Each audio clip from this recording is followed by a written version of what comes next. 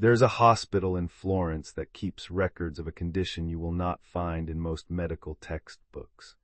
Since the 1980s, the staff at Santa Maria Nuova have been treating tourists who walk into rooms full of Renaissance art and find that their bodies simply cannot handle what their eyes are seeing.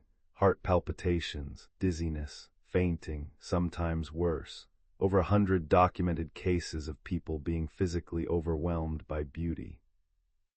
Which raises a question that philosophers have been circling for more than 2,000 years.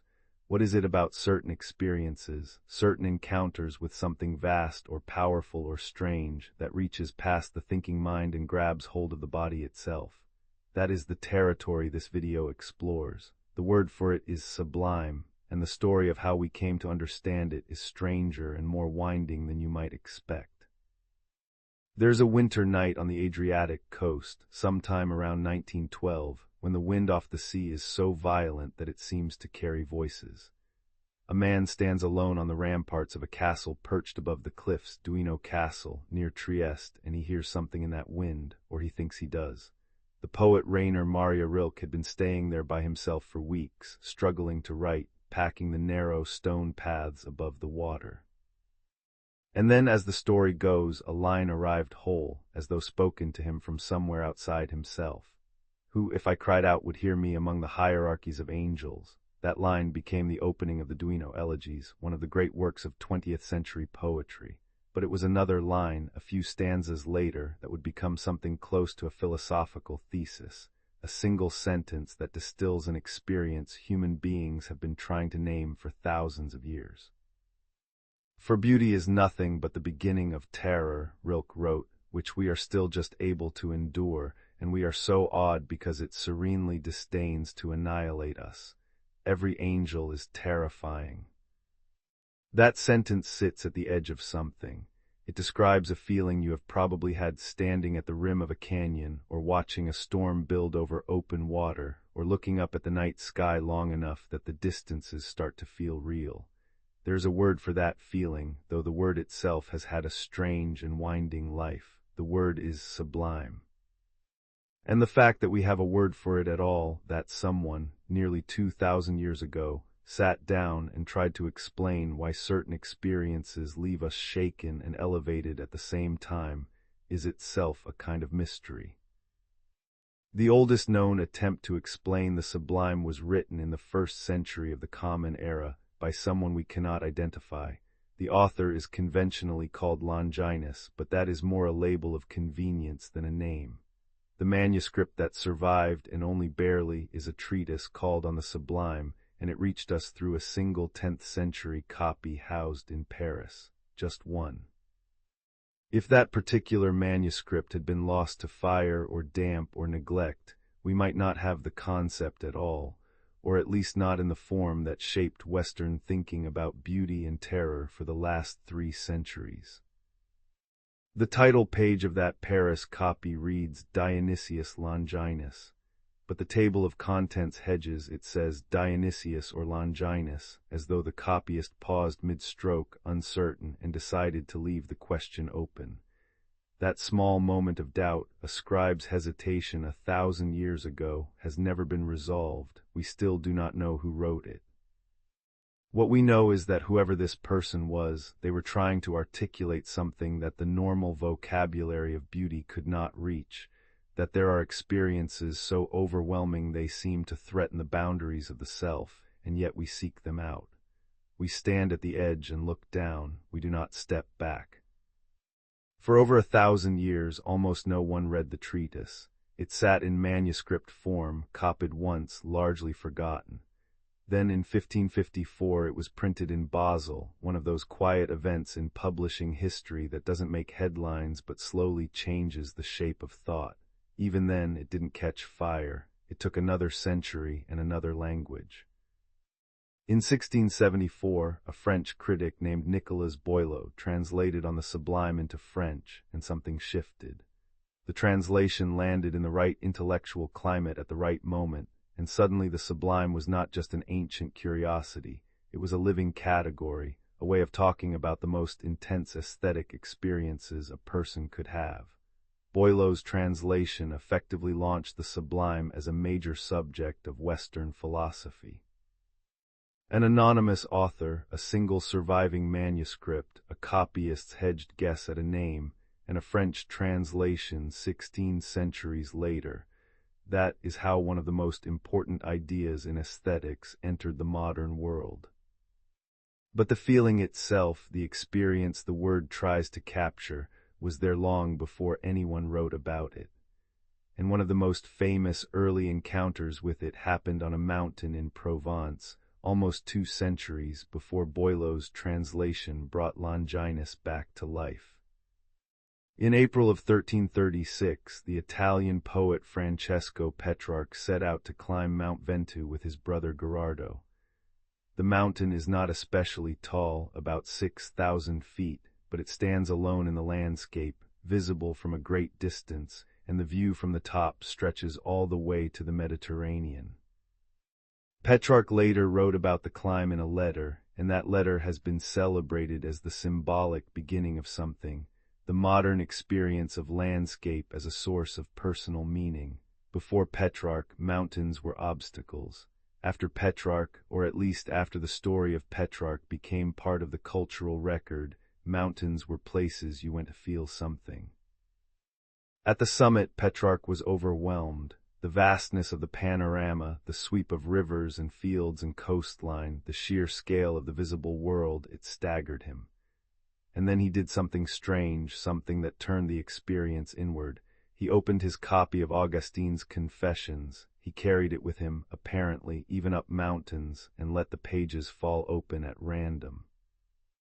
His eyes landed on this passage, and men go about to wonder at the heights of the mountains, and the mighty waves of the sea, and the wide sweep of rivers, and the circuit of the ocean, and the revolution of the stars, but themselves they consider not.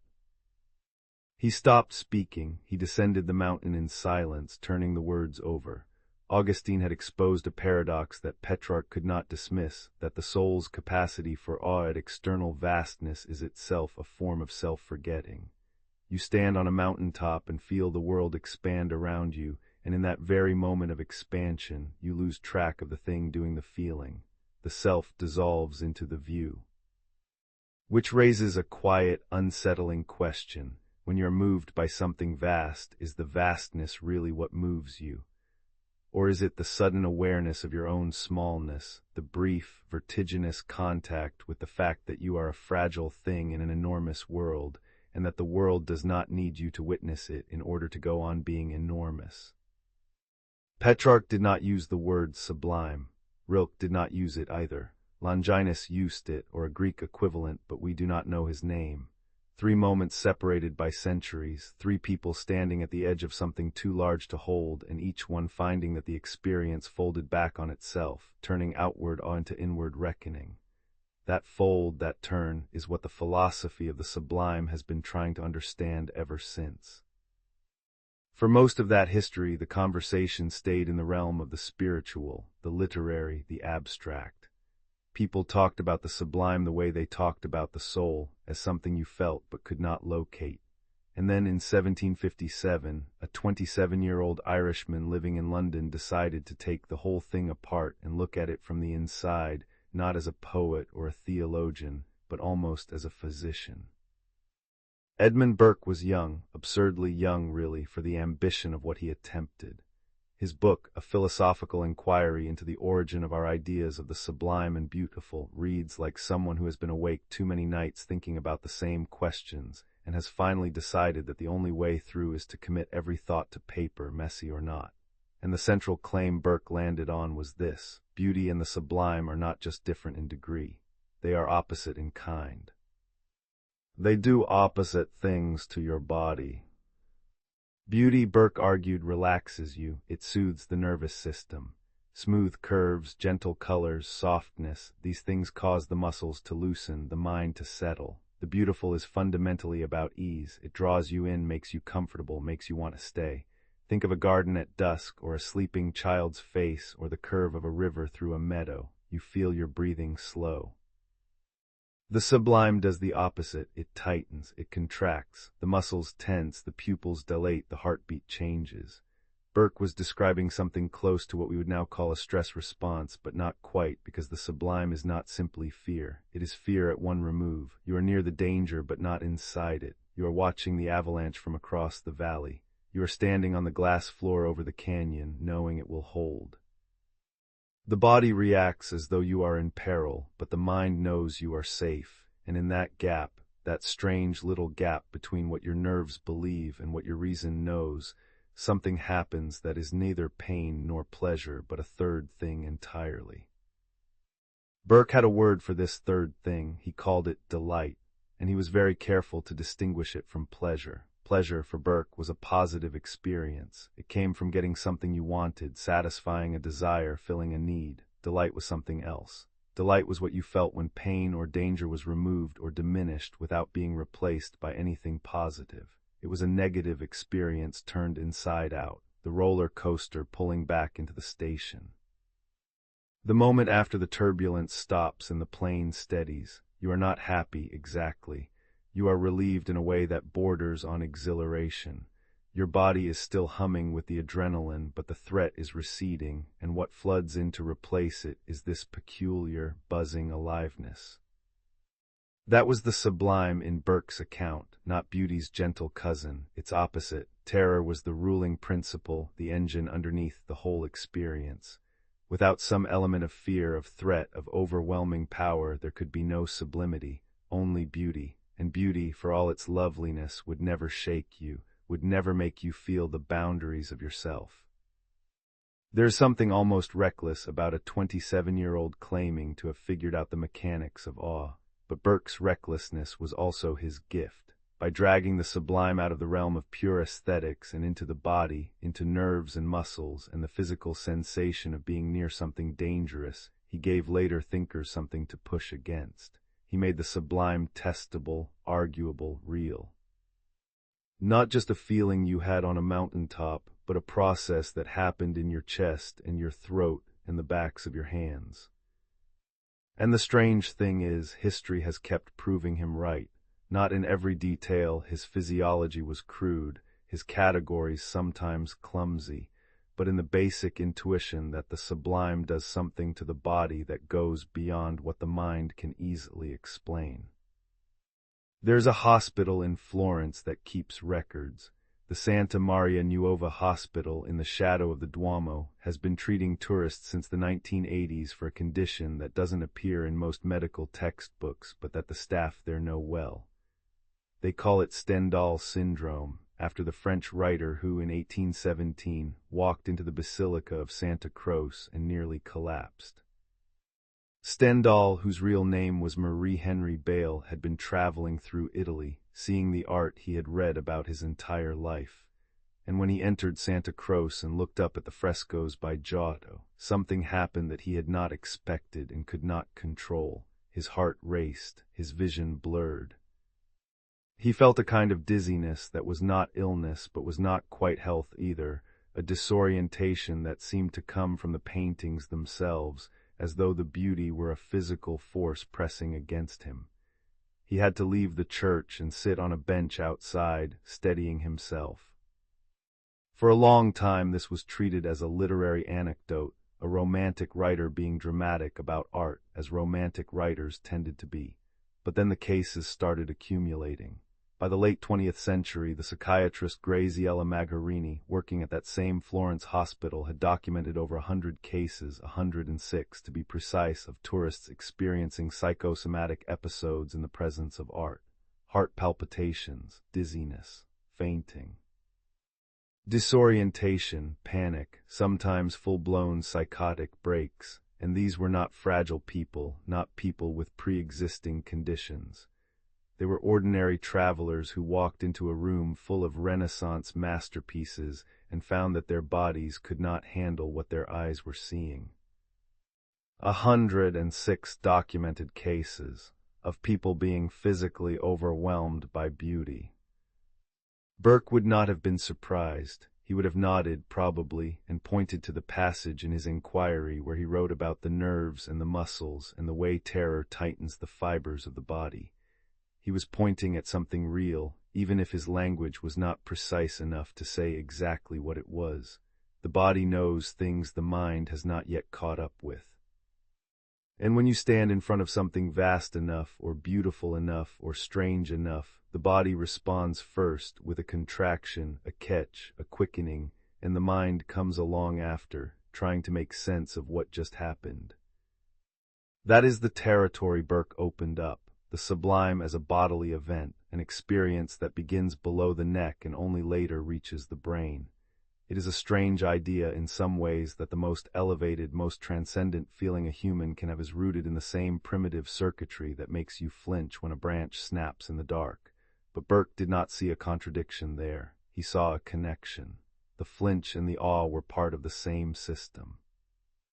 The body's way of saying, something here is bigger than you. Pay attention. Burke located the sublime in the body. 33 years later, a man who rarely left the town where he was born decided to locate it somewhere else entirely. Immanuel Kant lived almost his entire life in Königsberg, a small city on the Baltic coast of what was then Prussia. He was famously precise in his habits. Neighbors reportedly set their clocks by his afternoon walk, and he never saw a mountain range, never stood at the edge of an ocean, never traveled more than about 40 miles from the place he was born. And yet in 1790, at the age of 66, he published what remains the most influential account of the sublime ever written. The third of his great critiques, the Critique of Judgment, dedicated a long and careful section to the question of why certain experiences overwhelm us, and what that overwhelm reveals not about the world, but about the mind that encounters it. Kant thought Burke had gotten something important right, but had stopped too soon. Yes, the body tightens. Yes, there is something like terror at the root of the experience. But for Kant, the body's reaction was just the opening movement, the overture, not the symphony. What mattered was what happened next, what happened in the mind. He divided the sublime into two forms, and the division is one of those clean philosophical distinctions that, once you hear it, keeps showing up everywhere. The first form Kant called the mathematical sublime. This is the sublime of sheer size, things so vast that the imagination cannot hold them in a single act of comprehension. The Great Pyramid at Giza, the interior of St. Peter's Basilica, a mountain range seen from a distance where you can take in the full sweep of it and still feel that the sweep exceeds your capacity to grasp. The mathematical sublime is what happens when you try to comprehend something immense and your imagination simply fails. It reaches and cannot close its hand around the thing. The second form he called the dynamical sublime. This is the sublime of power, things so forceful that they could destroy you if they chose to, but in the moment of encounter they don't. A thunderstorm watched from a window, a waterfall whose spray you can feel on your face, the ocean during a gale seen from a high cliff. The dynamical sublime is not about size, it is about force. The awareness that you are in the presence of something that has the capacity to annihilate you, and the simultaneous awareness that, right now, in this moment, it has not. Two kinds of overwhelm. One says, you are too small to comprehend this. The other says, you are too fragile to survive this. And here is where Kant departed from Burke most sharply. For Burke, the experience was fundamentally about the body, the tightening, the adrenaline, the delight that follows when the danger passes. For Kant, the body's failure was only the first half of the story. The second half, the part that made the sublime sublime and not merely terrifying, was a discovery. When your imagination fails to grasp the pyramid, when your senses reel at the storm, something else in you rises to meet it, your reason. Your capacity to think in concepts that outstrip sensation. You cannot see infinity, but you can think it. You cannot feel the force of the ocean in its entirety, but you can grasp rationally that it is finite, that there are forces larger still.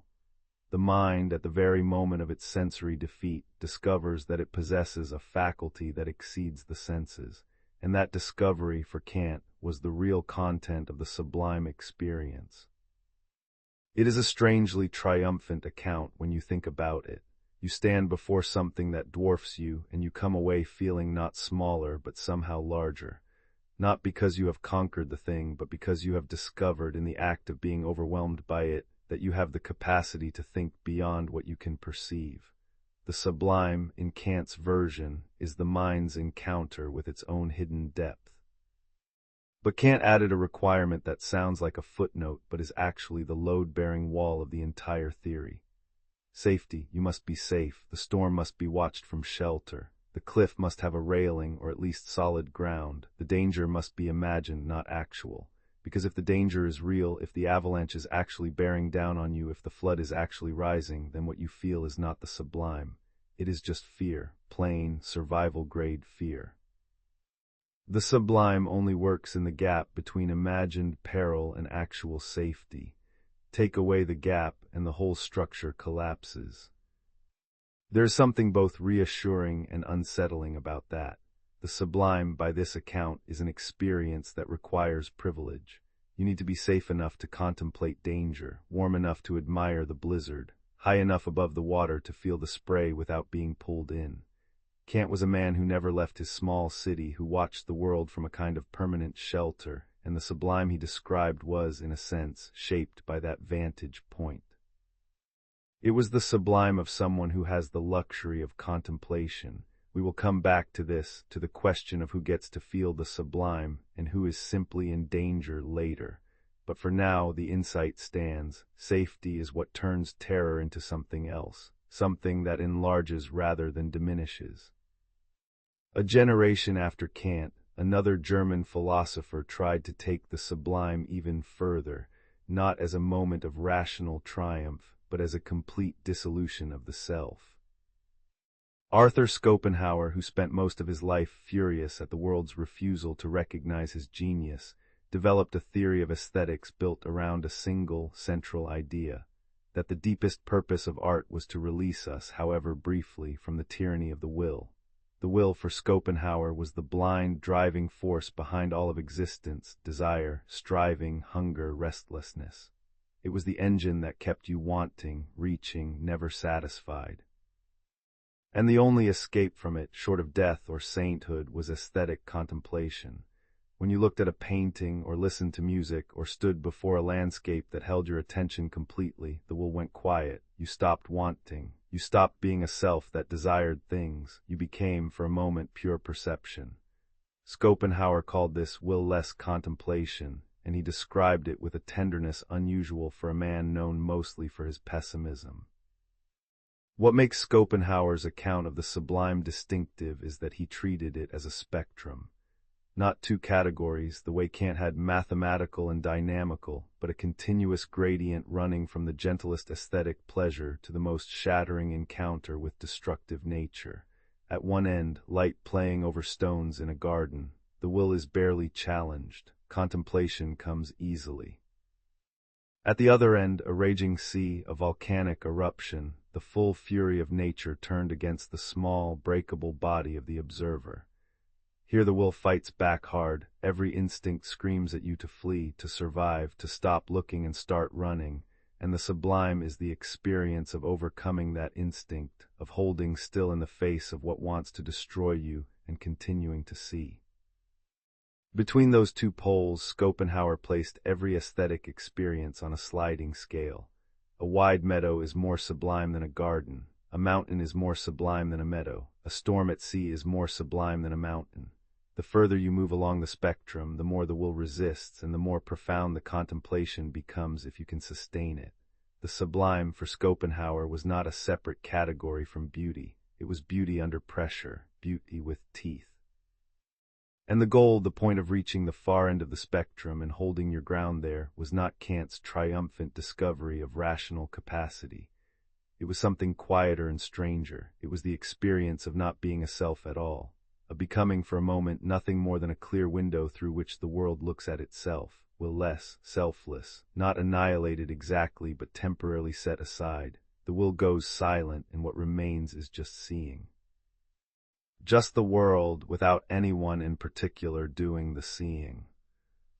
Three accounts, then, of the same experience. Burke said the body knows, Kant said the mind discovers, Schopenhauer said the self dissolves, and all three were circling the same strange territory, the place where something too large or too powerful to comprehend breaks through the ordinary boundaries of experience and leaves you altered, changed in a way you can feel but cannot quite name. But the philosophers were describing the sublime from the outside. They stood at a comfortable distance and built frameworks around it, categories, spectrums, conditions. They were cartographers drawing maps of a country they had visited but did not live in. The Romantic poets, a generation later, tried to do something different. They tried to live there, to put the experience of being overwhelmed into the language itself, so that reading the words would feel something like standing at the edge. The summer of 1816 is one of those strange convergence points in literary history, a moment when the weather, the people, and the ideas all came together in a way that seems, in retrospect, almost designed. It was the year without a summer. Mount Tambora had erupted in Indonesia the year before, and the ash clouds circling the globe had turned Europe's summer into something cold and gray and wrong. Crops failed, skis stayed dark, rain fell for weeks without stopping. In Geneva, a small group of English writers found themselves trapped indoors by the relentless weather, and what they produced during that enforced confinement would haunt literature for the next 2 centuries. Percy Bysshe Shelley was 23 years old. He had come to Switzerland with Mary Godwin, not yet Mary Shelley, not yet married, and they had settled near Lake Geneva, close to the villa where Lord Byron was staying with his physician, John Polidori. The group spent their days in conversation and their evenings reading ghost stories by firelight. It was Byron who suggested, half as a joke, that they each try to write a horror story. Polidori would produce The Vampire, the first modern vampire tale. Mary, 18 years old and quieter than the others, would begin Frankenstein, a novel about a man who created something so sublime, so terrible in its power and its wrongness, that it destroyed him. And Percy Shelley would go to see Mont Blanc. He went in July during a brief break in the rain, and what he encountered there left a mark on him that he spent weeks trying to articulate. Mont Blanc is the tallest peak in the Alps, nearly 16,000 feet, and in the early 19th century it carried an aura of the genuinely unknowable. People had been climbing it for only about 30 years. The glaciers surrounding it were advancing, swallowing villages, grinding the landscape down to rubble.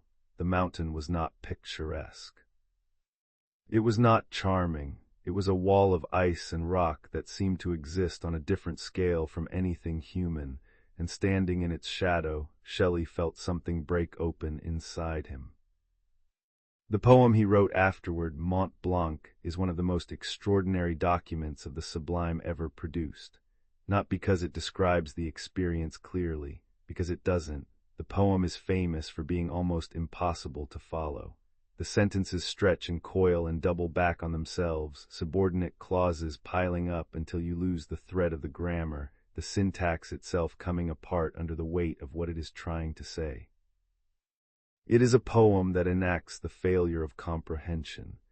Kant had described the mathematical sublime as the moment when the imagination reaches for something too vast and finds it cannot close its hand around it, and Shelley's poem does exactly that in real time on the page. The hand reaches, the fingers stretch, and the thing remains just beyond grasp. The wilderness has a mysterious tongue which teaches awful doubt, Shelley wrote, and then further on in a passage that scholars have been arguing about for 2 centuries, the mountain's voice is not understood by all, but which the wise and great and good interpret or make felt or deeply feel. The grammar there is slippery on purpose. Who is doing the interpreting? What is being felt? The distinctions that normally keep a sentence organized, subject, verb, object, start to blur, and the blurring is the point. Shelley was not confused. He was trying to write in a way that mimicked the experience of standing before something that undid the ordinary categories of thought. He described his feeling at the mountain as ecstatic wonder not unallied to madness. And that phrase, not unallied to madness, is worth sitting with for a moment. He did not say it was madness. He did not say it was separate from madness. He said it was not unallied to it, a double negative that refuses to resolve into a clean positive. The wonder and the madness are entangled, touching at the edges, and he will not pull them apart because pulling them apart would be dishonest. The experience was both at once. This is what the Romantic poets did to the Sublime. They stopped treating it as a phenomenon to be explained and started treating it as something to be undergone in the writing itself, in the form and texture of the language. If the Sublime was the experience of the mind encountering something it could not contain, then the poem about the Sublime should be a container that could not quite hold its contents, should leak, should strain at the seams. And the thing is, Shelley knew what the philosophers had said. He had read Kant, or at least knew Kant's ideas second-hand. He was deeply influenced by the empiricists. He understood the frameworks, but frameworks were not enough. Frameworks told you what the Sublime was. They did not make you feel it, and feeling it, transmitting it, creating in the reader the same sense of overwhelm that the mountain had created in the poet, was the whole point. It is not a coincidence that Mary began Frankenstein that same summer. The two projects, Percy's poem about a mountain that exceeded comprehension and Mary's novel about a creation that exceeded control, are, in a way, companion pieces. Both are about the moment when something you have made, or something you have encountered, turns out to be larger and more terrifying than you anticipated. Victor Frankenstein is a man who reaches for the sublime, for the godlike power to create life from death, and finds that the sublime does not cooperate. It does not stay inside the framework he built for it. It breaks free, and it comes for him. The monster in Frankenstein is often read as a symbol of scientific hubris, and it is that. But it is also a figure of the sublime itself, something vast, something powerful, something that fills you with terror and something very close to wonder, something that cannot be contained by the categories you have prepared for it. Mary Shelley was 18 when she began writing it. She had already lost a child. She was living in the shadow of a mountain that made her partner feel close to madness. And out of that cold, dark, wrong summer, she produced a story about the cost of encountering something too large for you to control. The Romantics understood, in a way the philosophers sometimes did not, that the sublime is not a tidy experience. It does not arrive, deliver its lesson, and depart. It lingers. It changes the shape of the language you use afterward. It rewrites the syntax of your thinking. And if you are honest about it, really honest, you have to admit that you do not come back from it entirely intact. Something in you has shifted. Some wall has thinned. And the world on the other side of that experience looks different from the world you left behind. Not worse, not better, but larger and quieter, and a little bit strange. The poets wrote toward the sublime. The painters tried to show it, which is a different kind of problem and in some ways a harder one. A poem can stretch its syntax, can refuse to resolve, can hold contradiction in the space between words. A painting has to put something on the canvas. It has to make a choice about what the sublime looks like. And the two painters who made the most extraordinary choices, who found ways to paint the unpaintable, were both, in their own ways, haunted men. Caspar David Friedrich was born in 1774 in Greifswald, a small harbor town on the Baltic coast. His childhood was a catalogue of loss. His mother died when he was 7. A sister died the following year. Another sister died when he was 12. And then when he was 13, his brother Christoph fell through the ice of a frozen lake and drowned, saving Caspar's life. The accounts vary on exactly what happened. Some say the boys were skating and Caspar fell in first and Christoph went in after him. Others say it was more confused than that, the ice breaking under both of them, Christoph pushing his younger brother toward solid ground and not making it back himself. What is consistent in all the accounts is this: Caspar survived because his brother did not. He carried that knowledge for the rest of his life. It marked everything he made. Friedrich became one of the most important landscape painters of the 19th century, and his landscapes have a quality that no one else has quite matched, a stillness that is not peaceful but charged. His skis are enormous, his horizons are distant. His human figures, when they appear at all, are small, often seen from behind, standing at the edge of something vast and unknowable. There is a loneliness in his work that goes deeper than solitude. It is the loneliness of someone who has been left behind, who stands at the boundary between the living and the dead and cannot quite see across. His most famous painting is Wanderer Above the Sea of Fog, which you have probably seen even if you don't know his name. A man stands on a rocky outcrop, his back to the viewer, looking out over a landscape of mountain peaks emerging from a thick blanket of fog. The fog is doing something crucial in that painting. It is hiding the world. The mountains are there, you can see the tops of them, but the valleys, the connections, the ground between things, all of that is swallowed up. What the wanderer sees is fragments, peaks without bases, a world that has been partially erased. Friedrich once said that fog makes landscapes larger and more sublime. And he was right, in a way that touches on something Kant had described but not quite felt. The fog doesn't add to the landscape, it subtracts from it. It removes information. It takes away the details that would make the scene comprehensible and leaves only the bones, the outlines, the suggestions of something enormous underneath. And the imagination, faced with that subtraction, fills in the rest and fills it in too large. The mountain you can fully see is a specific mountain with a specific height. The mountain half hidden in fog is as tall as your mind needs it to be. The sublime, Friedrich understood, lives in the gap between what you can see and what you suspect is there. The compositional device Friedrich used most often, the figure seen from behind, gazing into the landscape, has a German name, the Rückenfigure, the back-turned figure. It is a strangely powerful trick. By showing the viewer someone else looking at the sublime instead of showing the sublime directly, Friedrich did two things at once. He gave you a stand-in, a human-sized anchor in the vastness, so you could feel the scale. And he turned the painting into an act of observation about observation. You are looking at someone looking at something they cannot fully comprehend. The painting is not just about the landscape. It is about the experience of encountering the landscape, the posture of it, the solitude of it, the way your body leans slightly forward when your mind is trying to take in more than it can hold. That Friedrich painted landscapes of overwhelming vastness while carrying the memory of his brother's drowning, that his most recurring image is a solitary figure standing at the edge of an abyss, is not something you need a psychology degree to connect. The abyss in his paintings was real. He had stood at its edge as a boy and watched someone he loved disappear into it. And the paintings are, in some sense, returns to that edge. Not to understand what happened, that was clear enough, but to look at the place where understanding fails, to stand there again and again and hold still. Across the English Channel, another painter was trying to dissolve the world entirely. Joseph Mallord William Turner was Friedrich's contemporary, but his opposite in almost every way. Where Friedrich was precise and still, Turner was wild. Where Friedrich's paintings have edges, Turner's barely have shapes. By the middle of his career, Turner was making paintings that were more weather than landscape, swirls of light and color and atmosphere in which objects appeared only as suggestions, ghosts of boats, hints of buildings, the memory of a horizon. His critics were not kind. One of them described a painting as looking like soapsuds and whitewash, and the phrase stuck.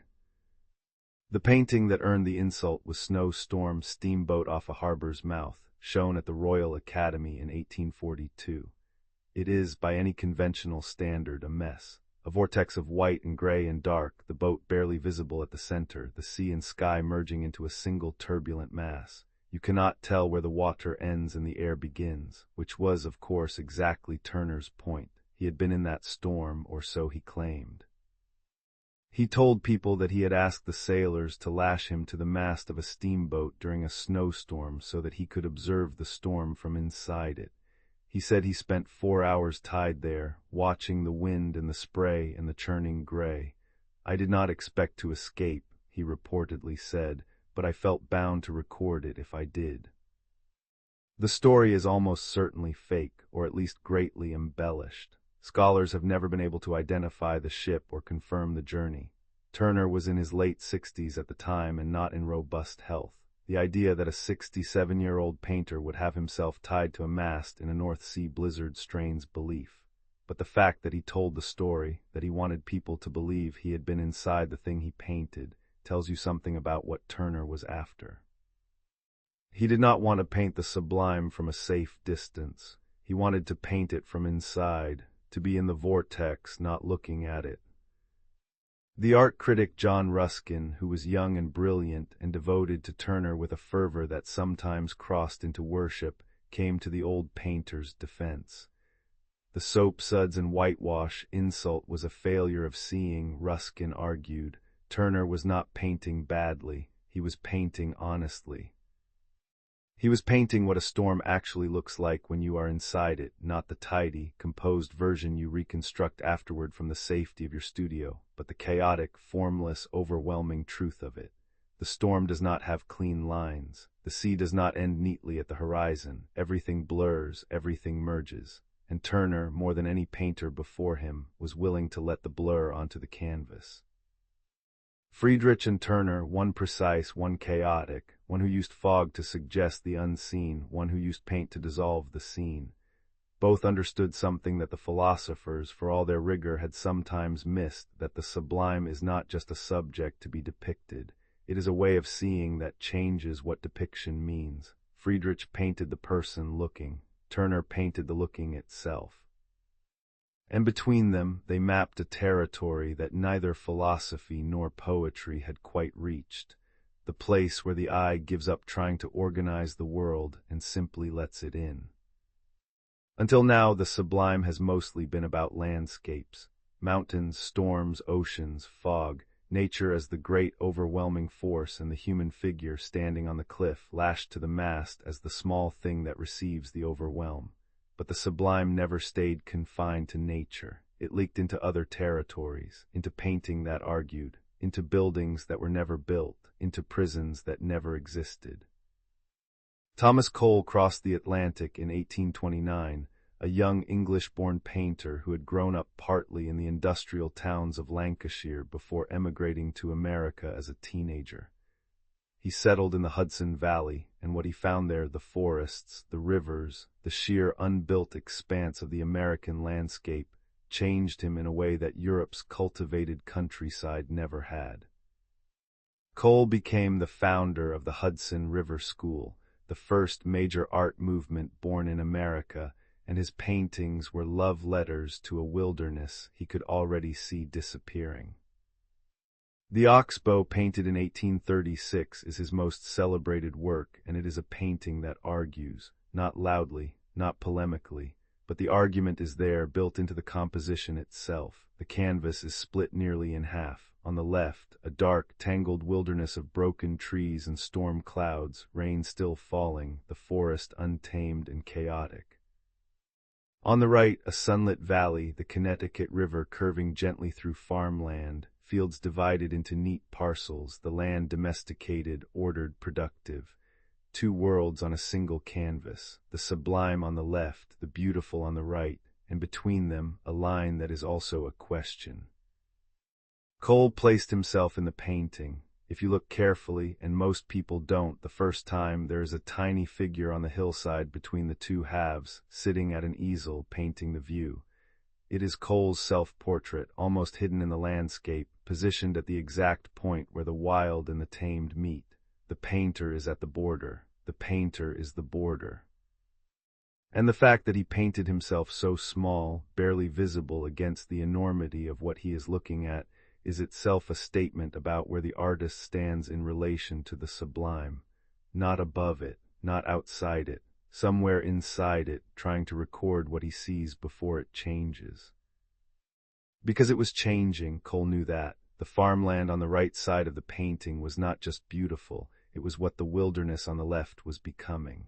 The wild forest was being cleared, the rivers were being dammed. The America that had staggered Cole with its raw, overwhelming vastness was being converted, acre by acre, into something useful and tame and no longer sublime. The Oxbow is, among other things, an environmental elegy, a painting that mourns something that has not quite died yet but is already diminishing. The sublime and the beautiful are not just two aesthetics sitting side by side, they are a before and an after, and the painter, perched between them, cannot stop what is coming.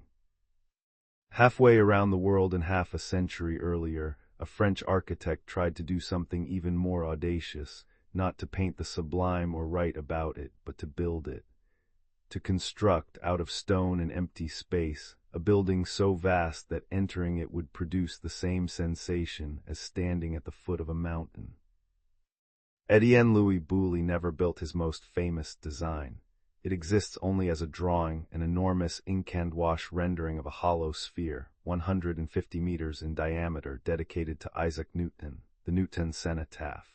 Boulle proposed it in 1784, and it was understood by everyone, including Boulle himself, that it would probably never be realized. The engineering was beyond what the era could achieve. The scale was absurd, but that was part of the point. The sphere was to be empty inside, completely hollow. You would enter through a small opening at the base, walk through a narrow passage, and emerge into the interior of a vast dark space.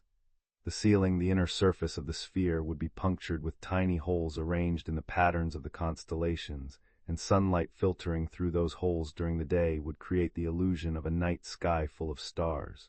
You would stand inside a building and look up at the cosmos. The architecture would become the universe. The walls would disappear.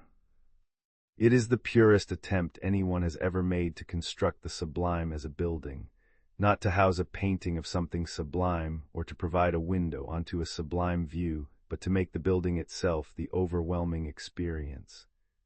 The scale, 150 meters across, larger than any dome ever built, was calculated not for structural reasons, but for psychological ones. Boulle wanted the visitor to feel what Kant described, the imagination reaching for something too vast to hold. He wanted the interior to defeat comprehension, to make you feel for a moment that you were not inside a building at all, but floating in space, unmoored, surrounded by stars that were not stars.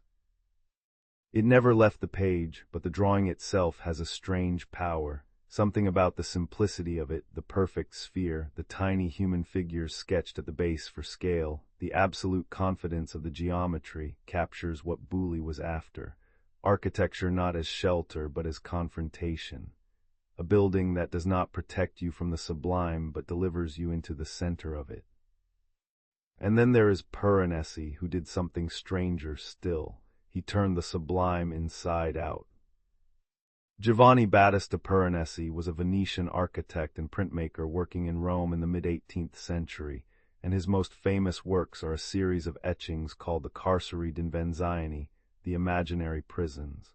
They depict enormous interior spaces, vaulted ceilings that recede into darkness, staircases that lead to other staircases that lead to platforms that connect to bridges that span chasms that open onto more staircases. The spaces are architectural but impossible. They follow a kind of dream logic where every exit leads to another interior, where depth never resolves into a destination, where the further in you look the more there is to see. The imaginary prisons are the sublime turned inward. Everything we have talked about until now, mountains, storms, oceans, night skis, has been the sublime of open space, of looking outward into something too vast to comprehend. Piranesi found the same feeling in enclosed space, in interiors that were not just large but infinite, rooms that contained other rooms that contained other rooms. His prisons have no outside. There is no landscape to gaze upon, no horizon to measure yourself against. The vastness is all around you, and it is all indoors. You are not standing at the edge of the abyss.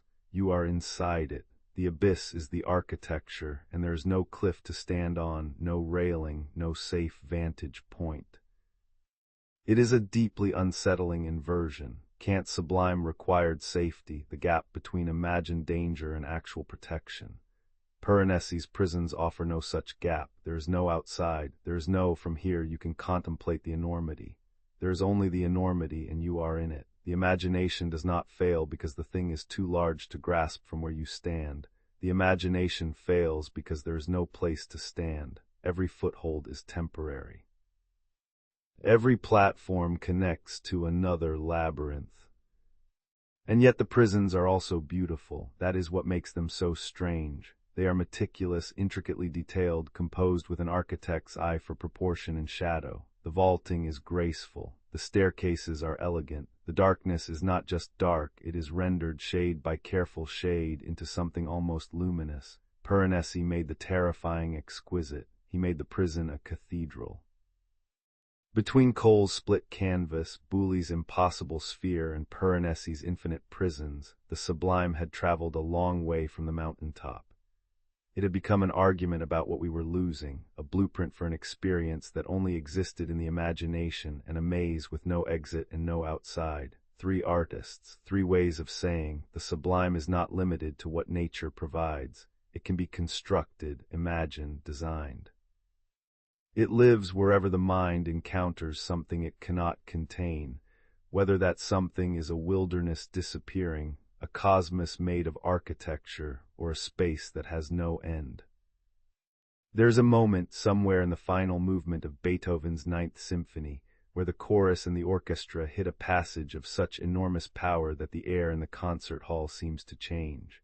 The walls do not move, of course. The ceiling does not lift, but something happens in the space between the sound and the listener that is difficult to describe in any language other than the language of the Sublime. You feel larger or smaller, or both at once, which should be impossible, but which music makes somehow not. Beethoven composed the Ninth Symphony between 1822 and 1824, and by the time he stood on the stage at its premiere in Vienna, he was almost entirely deaf. This is one of those facts that is so well known it risks losing its strangeness, so let it sit for a moment and be strange again. He could not hear it. The orchestra played, the chorus sang, the audience listened, and the man who had composed every note, who had arranged every voice and instrument in a structure of extraordinary complexity, could not hear a single sound.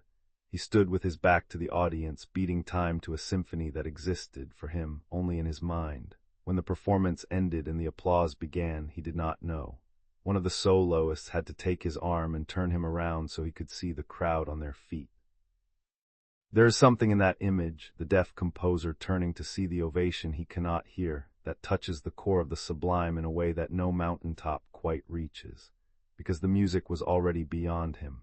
It had already exceeded the body that made it. His ears had failed, and the music kept going, which means that whatever the Ninth Symphony is, it was never simply a collection of sounds. It was a structure that could exist in the absence of the sense it was designed for. Beethoven composed it in silence, and the silence did not diminish it. The music was larger than hearing. The German writer E.T.A. Hoffmann, who is better remembered today for his strange tales and for the ballet that bears his name, was one of the first critics to argue that music was the most sublime of all the arts precisely because it had no content. He wrote this in the early 1800s, and the argument is stranger than it first appears. Painting shows you something, poetry describes something, even architecture contains you in a specific space. Music, Hoffmann said, shows you nothing. It describes nothing, it does not represent the world. It opens a door into a realm of the infinite that has no furniture, no landmarks, no recognizable features. It is pure intensity without form, and because it has no form, because it refuses to be about anything in particular, it can be about everything at once, including things that no other art can touch. Hoffmann was writing about instrumental music specifically, not opera, not songs with words, but music that is only music. Strings and brass and timpani, arranged in patterns that mean nothing and convey everything. When he listened to Beethoven's Fifth, the earlier symphony, the one with the famous opening, he heard in it the machinery of awe, fear, horror, and pain that wakens that endless longing which is the essence of the romantic. Notice the word machinery. He was reaching for the same territory Burke had mapped, the physiology of the sublime, the gears and pulleys of the body's response, but finding it in sound rather than landscape. There's a whole conversation to be had about why certain musical passages produce the sensation of vastness in a medium that has no spatial dimension at all. How a chord progression can make you feel that the room has expanded. How a crescendo can create the illusion of approaching something enormous. Music does not have mountains. It does not have storms. It does not have distance or scale or height. And yet it produces the same overwhelm, the same sense of the imagination reaching for something that exceeds its grasp. The sublime, it turns out, does not need eyes. And it does not need ears either, or a body, or any sensory apparatus at all. In the 1870s, a mathematician named Georg Cantor began working on a problem that seemed, at first, purely technical, a question about the nature of infinite sets.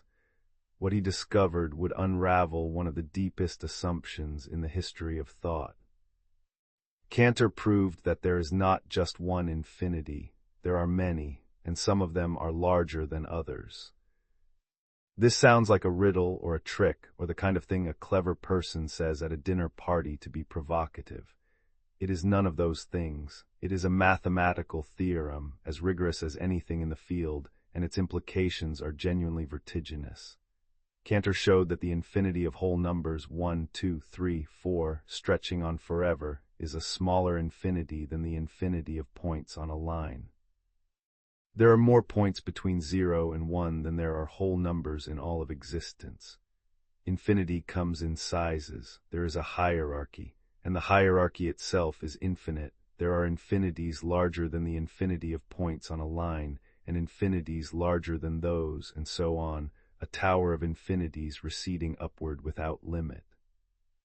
His contemporaries did not take this well. Leopold Kronecker, one of the most powerful mathematicians of the era, called Cantor a corrupter of youth and a charlatan.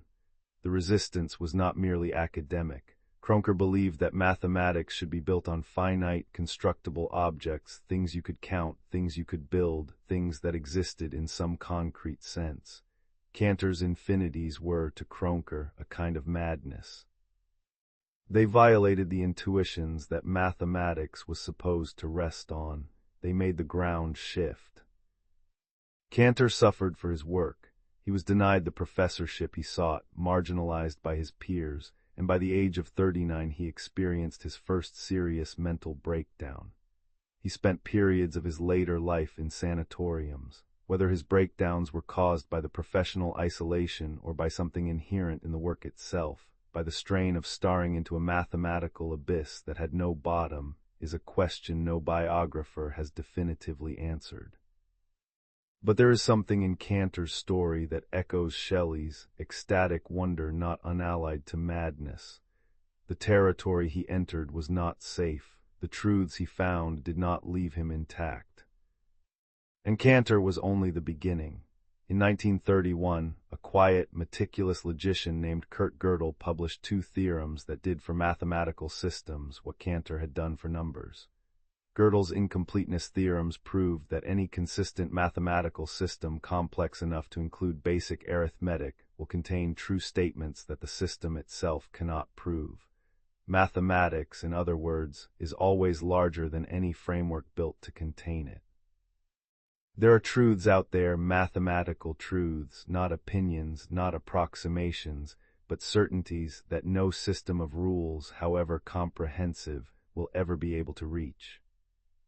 This is the mathematical sublime, not a mountain, not a storm, not a symphony, a proof, a set of symbols on a page that demonstrates with the cold precision of logic that the mind's capacity for truth exceeds the mind's capacity for proof, that there will always be something beyond the system, that no map, however detailed, will ever be the territory. Kant would have recognized it. The imagination reaches for something too vast and fails, and in the failure discovers something about the mind's own depth. But Gödel's version is stranger than Kant's, because in mathematics the something too vast is not an external object. It is not a mountain or a storm. It is the structure of truth itself. The mind discovers that its own creations, its own logical systems, its own rules, are not big enough to contain everything that is true. The system looks at itself in the mirror and sees gaps it cannot fill. There's a kind of vertigo in that, a quiet vertigo, the kind you feel not on a cliff's edge but in a library late at night when a thought unfolds and you realize it is not going to stop unfolding. The sublime of mathematics is the sublime of the inexhaustible, the discovery that however far you go, however careful your steps, there is always more. Not more to learn in the sense that you haven't gotten to it yet, more in the sense that it cannot, in principle, be gotten to. A vastness that is not just undiscovered but undiscoverable, And that discovery, that the territory exceeds every possible map, is as vertiginous as any mountaintop Petrarch ever stood on. Everything we have talked about so far has been, in one way or another, a European conversation. Longinus was Greek or Roman or Hellenistic, we don't know. Burke was Irish, Kant was Prussian. Shelley and Turner were English. The painters and architects and composers were all working within a tradition that stretches from ancient Athens to Romantic era Vienna. And that tradition, for all its depth, has a particular flavor, a particular emphasis on terror, on vastness, on the individual standing alone before something enormous. The self versus the abyss, the single human figure on the cliff. But the experience itself, being moved by something that exceeds your capacity to contain it, is not Western. It is not European. It is, as far as anyone can tell, human. And other traditions have been describing it for just as long, sometimes in ways that make the European version look like only one dialect of a much larger language. In Japanese aesthetics, there's a concept called yujin. The word resists translation, most Japanese aesthetic terms do, but the closest approximations in English are something like mysterious depth or the beauty of the unseen. Yujin is the feeling you get when you look at a mountain ridge half hidden in autumn haze and understand, without thinking about it, that what you cannot see is more beautiful than what you can. It is the suggestion of depth rather than the display of it. The shadow on the wall, not the object casting the shadow. Playwright and theorist Zimi Matakio, writing in the early 15th century, placed yujin at the center of No theater, the slow, formal, mask-based dramatic tradition that is about as far from Broadway as theater gets. In No, the most powerful moments are often the quietest. A character stands still, a gesture begins and does not complete itself. A flute plays a single phrase and then silence fills the space where the next phrase would have been. Yujin lives in those incompletions, in the pause. In what is withheld. And this is where yujin diverges most sharply from the European sublime. Burke's Sublime is about excess, too much power, too much scale, too much danger. The body tightens because there is too much. Yujin is about insufficiency. There is not enough information, not enough light, not enough sound. And in that insufficiency, the imagination enters the gap and fills it with something larger than what was explicitly given. The mystery is not the storm, the mystery is the mist. Not the mountain that towers over you, but the mountain that hides itself. Which is, if you think about it, not so different from what Friedrich was doing with his fog, and not so different from Kant's mathematical sublime, where the imagination fails and reason enters the gap. The mechanism is oddly similar, a gap, a failure of comprehension, and something larger rushing in to fill the space, but the texture is entirely different. The European sublime tends to be dramatic, even when it is calm. Yujin is almost the opposite of dramatic, it is soft. It is gentle, it does not fill you with terror and wonder. It fills you with a quiet, almost melancholy awareness that the world is deeper than what appears on its surface. Like hearing a distant temple bell at dusk, a single clear sound that makes the silence around it larger. In the Indian tradition, the concept that comes closest to the sublime is embedded in an entire theory of aesthetic emotion called rasa. Rasa is a Sanskrit word that literally means juice or essence, and in classical Indian aesthetics, developed most fully in the Natya Shastra, a treatise on drama and performance written somewhere between the 2nd century BCE and the 2nd century CE. Rasa refers to the emotional flavors that art creates in its audience. There are 8 traditional rasas, later expanded to 9: love, humor, sorrow, anger, heroism, fear, disgust, wonder, and peace. Each is a distinct quality of feeling that a skilled artist can evoke in a receptive audience through the right combination of gesture, expression, music, and narrative. The rasa that touches the sublime most directly is idputa, wonder, cosmic astonishment. The feeling of encountering something so extraordinary, so far outside the normal range of experience that the mind is stopped in its tracks. Idputa is what you feel when the gods appear in a story, when a miracle unfolds, when the universe reveals itself to be stranger and more vast than you had supposed. It is not the terror of Burke's Sublime, or rather, it is not primarily that. It is more like Kant's second movement, the part where the mind, having been overwhelmed, discovers something about its own capacity for wonder. But in the Indian tradition, that capacity is not rational exactly, it is devotional. The wonder shades into reverence, the astonishment becomes a form of prayer. In 1917, a German theologian named Rudolf Otto tried to build a bridge between these traditions, or rather, he stumbled onto a concept that turned out to have load-bearing connections to all of them. Otto's book, The Idea of the Holy, introduced a term that has since become part of the standard vocabulary of religious studies, the numinous. The numinous for Otto was the irreducible core of religious experience, the thing that remains after you strip away all the theology, all the doctrine, all the ethical teachings, all the stories and rituals and institutions. What is left, Otto said, is an encounter with something wholly other, something that is not like anything else you have experienced, something that cannot be expressed in ordinary concepts because it breaks the concepts. Otto described the numinous using two Latin words that mirror each other almost exactly, mysterium tremendum and mysterium fascinans, the tremendous mystery and the fascinating mystery, the thing that makes you tremble and the thing that draws you toward it, the thing you want to flee from and the thing you cannot stop approaching, terror and attraction bound together in a single experience. If that sounds familiar, it should. Burke's pain transmuted into delight, Kant's sensory defeat leading to rational triumph, Rilke's beauty that is nothing but the beginning of terror.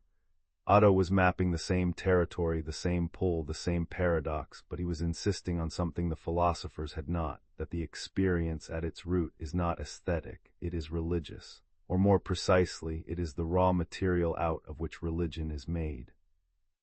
The trembling before the holy is not a metaphor for the trembling before the mountain. They are the same trembling. And the holy, for Otto, is not reducible to the beautiful, the vast, the terrifying, or the wonderful. It is its own category, irreducible, sui generis, a window that opens not onto the landscape but onto something behind the landscape, something that every tradition, in every language, has been trying to name. Eugen approaches it through silence and suggestion. Edputa approaches it through wonder and devotion. The European Sublime approaches it through terror and triumph. Otto stood at the intersection of all three and said, this is not three different experiences. This is one experience wearing different cultural clothing. And the clothing matters, the texture of it, the color of it, the way it fits the body of the culture that wears it. But underneath the clothing, the body is the same. The human capacity to stand before something that exceeds comprehension and feel, simultaneously, that you want to run and that you want to stay. That same pull, the trembling, the draw, has a quieter cousin, one that does not stand at the intersection of cultures, but at the intersection of knowing and unknowing, where the mind reaches towards something and finds that the reaching itself is the point.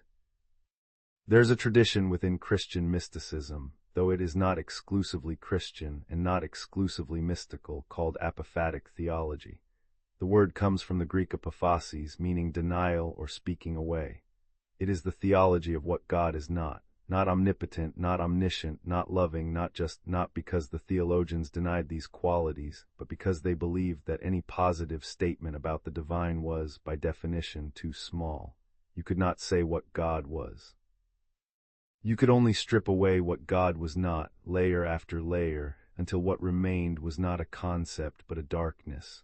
A luminous darkness, a darkness that was not the absence of light but the excess of it, a brightness so total that the human mind experienced it as dark. The figure most associated with this idea is a writer we know only as Pseudo-Dionysius, another anonymous author, another figure whose name is a guess pinned to a manuscript. He wrote sometime around the late 5th or early 6th century, and his mystical theology is one of the strangest texts in the Western canon, barely a few pages long. It reads like instructions for arriving at an experience the instructions cannot describe. Into the darkness that is beyond intellect, he wrote, we pray to arrive, not into light, not into clarity, into a darkness so deep that it is, paradoxically, the place where understanding begins, but not understanding that can be put into words. The experience he described, the mind shedding its concepts one by one, moving through layers of increasing unknowing until knowing and unknowing are the same, has the same shape as the sublime.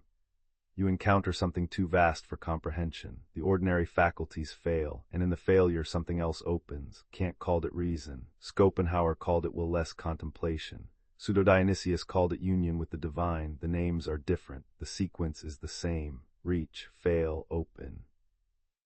And here is the strange part, or one of the strange parts, because this whole territory is strange. Recent neuroscience suggests that the brain does not distinguish between triggers. The neural signature of awe, the specific pattern of activation and suppression that lights up when a person is overwhelmed by something vast, appears to be the same whether the trigger is a mountain, a cathedral, a mathematical proof, or 20 minutes of contemplative prayer. The brain does not care where the overwhelm comes from. It responds to the structure of the experience, not its content. Pseudo-Dionysius, sitting in his cell, reaching toward a god he could not name, was activating the same circuits as Shelley standing in the shadow of Mont Blanc. The inward practice and the outward encounter arrive at the same neural place, which means that the sublime is not really about mountains or storms or infinity. Those are occasions for it. But the experience itself lives deeper, in the way consciousness responds when it bumps against its own limits. But there is a harder question underneath all of this, and it is one that the tradition, the long European tradition of celebrating the sublime, has been slow to face. The question of who gets to have the experience in the first place. In 1764, Kant published a short book called Observations on the Feeling of the Beautiful and Sublime. It was an early work, decades before the Critique of Judgment, and it has the loose, essayistic quality of a mind that has not yet disciplined itself into the architectonic rigor of the later critiques. In it, Kant made a series of claims about beauty and sublimity that he presented as observations, as though he were simply describing what he saw, but that were in fact prescriptions. He assigned beauty to women and sublimity to men, not as tendencies, as essential natures. The fair sex, he wrote, has just as much understanding as the male, but it is a beautiful understanding, whereas ours should be a deep understanding, an expression that signifies identity with the sublime. A beautiful understanding versus a deep understanding. Women can understand, but their understanding is decorative. Men understand in a way that touches the sublime. This was not a throwaway remark in a footnote. It was a structural claim woven into the fabric of how Kant organized the aesthetic world. Beauty was soft, pleasing, social, ornamental, and female. The sublime was vast, terrifying, solitary, profound, and male. The philosopher Christine Battersby has spent a career unpacking what this exclusion means, not just as a historical curiosity, but as a structural feature of how the sublime was built. The sublime, as Kant described it, requires a particular kind of subject, a rational, autonomous individual who can stand alone before the overwhelming and discover, in the act of being overwhelmed, the power of their own reason. But that subject was never generic. It was coded male. It was coded European. It was coded as someone with the leisure and the safety to stand at the edge and contemplate the abyss, rather than someone for whom the abyss was not a metaphor but a daily condition. Battersby's response was not simply to say women can feel the sublime too, though of course they can. It was to argue for what she called the female sublime, a refusal of the terms on which the original category was built. A sublime that does not require the autonomous, rational individual as its subject. A sublime that might be relational rather than solitary. That might be found in birth, in grief, in the dissolution of boundaries between self and other, experiences that the tradition had assigned to the beautiful precisely because they did not fit the model of the lone figure on the cliff. The exclusion was structural, and recognizing it does not diminish the sublime, it widens it. The experience is real, the architecture of overwhelm is genuine, but the door was narrower than it needed to be. And then there is a version of the sublime that goes further still, that strips away not just the safety but the redemption. That takes the terror and removes the triumph entirely. H.P. Lovecraft, writing in the early 20th century, is not usually grouped with the philosophers of the sublime. He wrote pulp fiction, horror stories for cheap magazines. His prose could be overwrought, his racism was vile. He is an easy writer to dismiss. But underneath the purple prose and the tentacles, Lovecraft was asking something that no one in the sublime tradition had quite asked before. What if there is no second movement? What if the mind does not rise to meet the overwhelming? What if the overwhelming just wins? The most merciful thing in the world, Lovecraft wrote in the opening line of The Call of Cthulhu, is the inability of the human mind to correlate all its contents. That sentence is a direct inversion of Kant. For Kant, the mind's ability to think beyond what it can perceive was the triumph. For Lovecraft, the mind's inability to put everything together was the only thing keeping us sane. If you could see the full picture, if you could correlate all the contents, comprehend the true scale and indifference of the cosmos, you would not feel sublime. You would feel nothing because you would be destroyed. Common human laws and interests and emotions have no validity or significance in the vast cosmos at large. No safety, no railing, no gap between imagined peril and actual protection. The peril is actual. The cosmos is not indifferent in the way a storm is indifferent as a force that happens not to notice you. It is indifferent in a deeper way. It is structured in a manner that makes human meaning impossible, not difficult, impossible. There is no faculty that rises to meet it. There is only the thing, vast and incomprehensible, and the small human mind shattering against it. Lovecraft called it cosmic horror, and what makes it relevant here beyond the tentacles, beyond the problematic author, is that it represents a genuine philosophical position about the sublime. The sublime without the redemptive turn.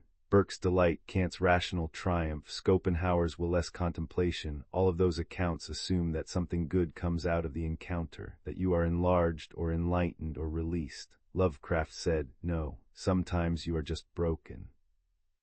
Sometimes the vastness has no lesson. It is not a comfortable position, but it is an honest one, and it sits at one end of a spectrum that runs from Pseudo-Dionysius's luminous darkness to Lovecraft's annihilating void.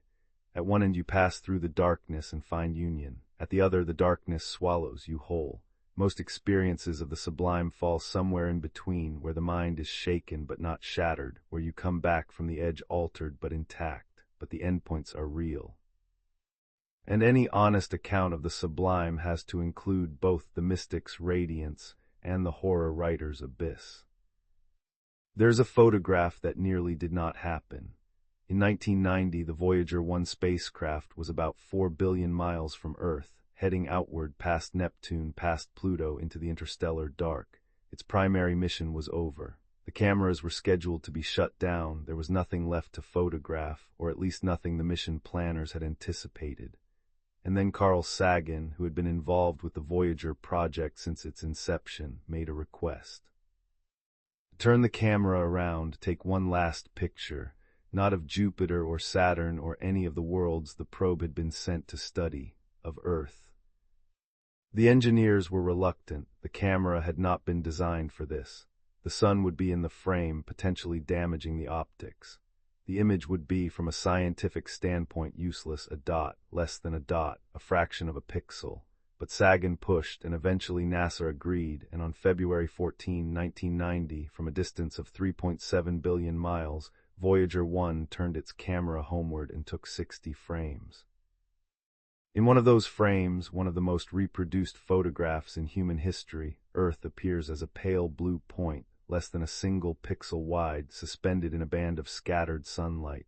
That is all, a mote, a speck of dust caught in a sunbeam. The Library of Congress added the image to its collection in 2023, recognizing it as one of the defining documents of the 20th century. But the image's power does not come from its resolution. It comes from what it forces you to understand. Sagan wrote about it afterward, and his words have the quality of something spoken from a very great height, not condescending but distant, the way a voice sounds when it has climbed a long way and is looking back. "Look again at that dot," he wrote. "That's here, that's home, that's us. On it everyone you love, everyone you know, everyone you ever heard of, every human being who ever was lived out their lives. Every war, every king and peasant, every saint and sinner, every inventor and destroyer. Every young couple in love, every mother and father, every hopeful child, every corrupt politician, every explorer and every coward, all of it, the entire human story, from the first stone tool to the last argument you had with someone you care about, happened on that mote of dust, suspended in a sunbeam. That is the sublime of scale, not a mountain, not a storm, not a mathematical proof, just a photograph of a dot and the knowledge of what the dot contains. There's a philosopher named Julian Jung who has written extensively about Heidegger and about beauty and about death, which in Jung's reading are more connected than most people are comfortable admitting. Jung argues that the hidden engine underneath all of this, underneath every experience of the sublime, from Petrarch's mountaintop to Sagan's pale blue dot, is death. Not fear of death exactly, not even awareness of death in the way you are aware of it when you read an obituary or attend a funeral. Something more like a rehearsal, an aesthetic rehearsal of dying. Jung's argument goes like this: when you stand before something vast enough to dissolve the boundaries of the self, when the eye that normally anchors your experience becomes small or thin or transparent, you are, for a moment, practicing what it would be like to not exist. Not in a morbid way, not with dread, but with a kind of calm attentiveness. The self loosens its grip. The world continues without you at its center. And that loosening, that brief, vertiginous release from the prison of being somebody, is what the sublime feels like from the inside. Heidegger called it running forward into death, not running away from death, running toward it deliberately, with open eyes. Jung says the sublime is that running forward but gentled, slowed down, made bearable by the fact that you come back. And maybe that is why the calm after the sublime, that peculiar quiet that settles over you after a thunderstorm passes, or after you step back from the edge of a cliff, or after the last movement of a symphony fades, feels the way it does. Not happy exactly, not sad, something more like the calm of someone who has briefly faced the thing they most fear and found that it did not destroy them. The calm of having died a little and come back. The world looks the same. The kitchen table is where you left it. The people you love are still asleep in the next room, but you are holding all of it a little more gently, because you know in a way that is not intellectual but felt how easily it could not be here, how easily you could not be here. And that knowledge, that fragility made vivid, does not make you anxious, it makes you tender. The astronauts who saw Earth from space did not all describe the experience in the same words, but they described something recognizably similar. Frank White, a space philosopher, and yes, that is a real title, and it is perhaps the most appropriate title anyone has ever held, coined the term overview effect in 1987 to name what many of them reported. It was not, he argued, an emotion or a thought or an insight. It was a cognitive shift. Something rearranged itself in the minds of people who saw the Earth from outside it, and what rearranged did not rearrange back. The boundaries between nations disappeared.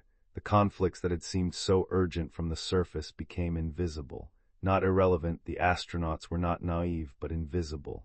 Literally invisible from that height. You could not see the borders, you could not see the wars, you could see the atmosphere, how thin it was. A blue smear barely there between the surface and the void. You could see the oceans, how they connected. You could see clouds moving in patterns that ignored the human map completely. What replaced the old perspective was not a political position or a philosophical argument, but a feeling, an overwhelming bodily feeling of the planet's fragility. How small the whole thing was, how improbable. The overview effect is interesting because it goes in the opposite direction from what you might expect.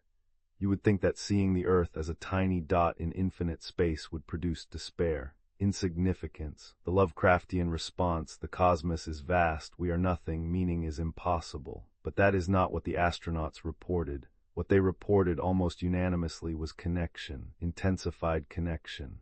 A feeling that the smallness of the Earth made everything on it more precious, not less. The fragility did not produce hopelessness. It produced tenderness, a fierce, protective tenderness toward a world that suddenly looked as delicate as a soap bubble floating in the dark. Edgar Mitchell, who walked on the moon during Apollo 14, described it as an explosion of awareness. He said he understood in a single moment that the molecules in his body and the molecules in the spacecraft and the molecules in his crewmates' bodies had all been forged in ancient stars. He was not separate from the cosmos, he was made of it, and the awareness of that, the felt, bodily knowledge of it, not the intellectual understanding, changed him for the rest of his life. Sagan's Pale Blue Dot, Jung's aesthetic rehearsal of dying, White's overview effect, three ways of saying something that circles back to the oldest question in this whole conversation. When you're moved by something vast, is the vastness what moves you, or is it the sudden clarity about what is small? The mountain does not care that you are standing on it. The cosmos does not notice the pale blue dot, but you notice. And the noticing, the awareness of your own smallness, and the awareness that the awareness is itself a kind of vastness, is the thing that will not let you look away. In 1995, the Hubble Space Telescope was pointed at an empty patch of sky. Completely empty, or so it appeared. A tiny region in the constellation Ursa Major, about the size of a grain of sand held at arm's length, where there were no known stars, no galaxies, no objects of any kind. The astronomers who proposed the observation were taking a gamble. They were asking for a precious resource, telescope time on the most powerful optical instrument ever built, to stare at nothing. For 10 days. Robert Williams, the director of the Space Telescope Science Institute at the time, made the call. He used his discretionary observing time that was his to allocate without committee approval, because he suspected, without being able to prove it, that the nothing was not nothing.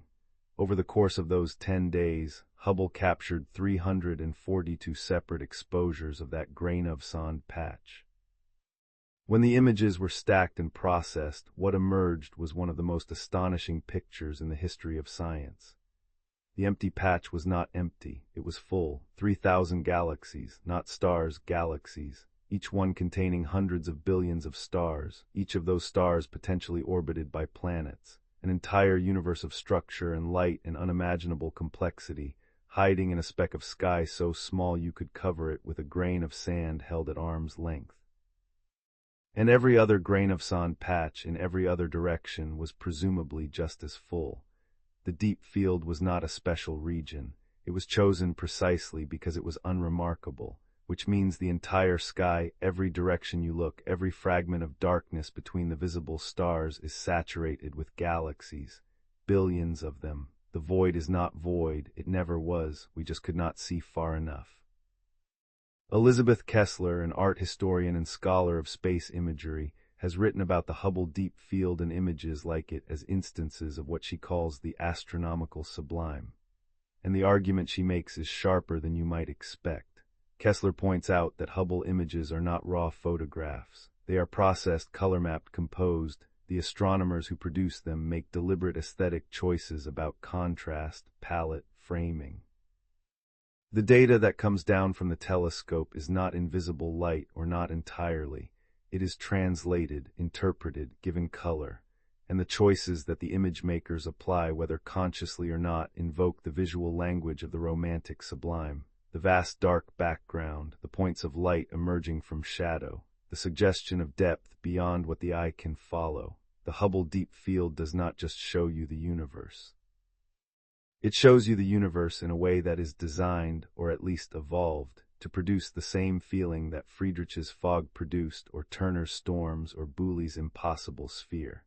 The astronomical sublime is not a natural phenomenon captured by a camera. It is a collaboration between the cosmos and the human aesthetic instinct.